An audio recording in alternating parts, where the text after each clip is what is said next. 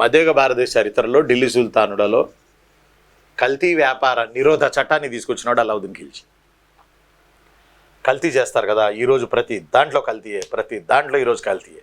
అవి తినడం, రోగాలు తెచ్చుకోవడం, ఆసుపత్రులకు వెళ్ళడం, చచ్చిపోవడం. కల్తీ వ్యాపార నిరోధ చట్టం తీసుకొచ్చాడు. ఏమి లేదు, వీటి కింద ఎవడు దొరికినా చంపడమే, అంగవిచ్ఛేదన శిక్ష, రెండో మాట లేదు.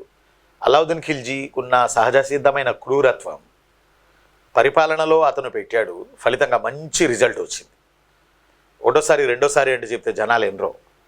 అందులో ఒక్కసారి దొరికితే చాలు అతనికి అంగవిచ్ఛేదన శిక్ష, లేకపోతే మరణశిక్ష, లేకపోతే రాళ్లతో కొట్టించి చంపేవాడు.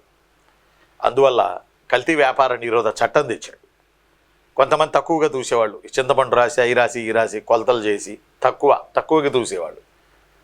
తానే ఒక్కోసారి మఫ్టీలో మార్కెట్లోకి వెళ్ళి, ఢిల్లీలో షహానాయి మండి అని ఢిల్లీలో మార్కెట్కి వెళ్ళి మఫ్టీలో వెళ్ళి తానే తూయించుకునేవాడు. కొన్ని వస్తువులు తక్కువకి తూస్తే అది కనుక చూసుకుంటే తను ఆ తూసి అమ్మినటువంటి వ్యాపారి యొక్క శరీరంలో ఎంత తక్కువ తూశాడో అంత మాంసం కోసి, తొడల మాంసం కోసి ఇందులో వేసేవాడు.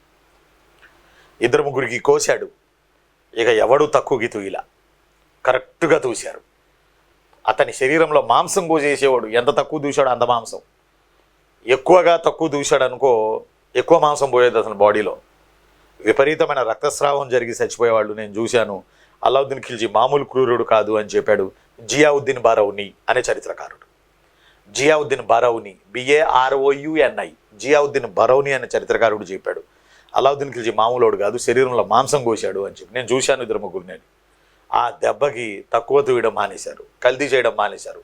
దళాల వ్యవస్థ పోయింది, అధిక ధరలు. ఇక్కడికి వచ్చేటప్పటికి ప్రతిరోజు మార్కెట్లో, మండి అంటే మార్కెట్లో ఒక బోర్డు పెట్టేవాడు.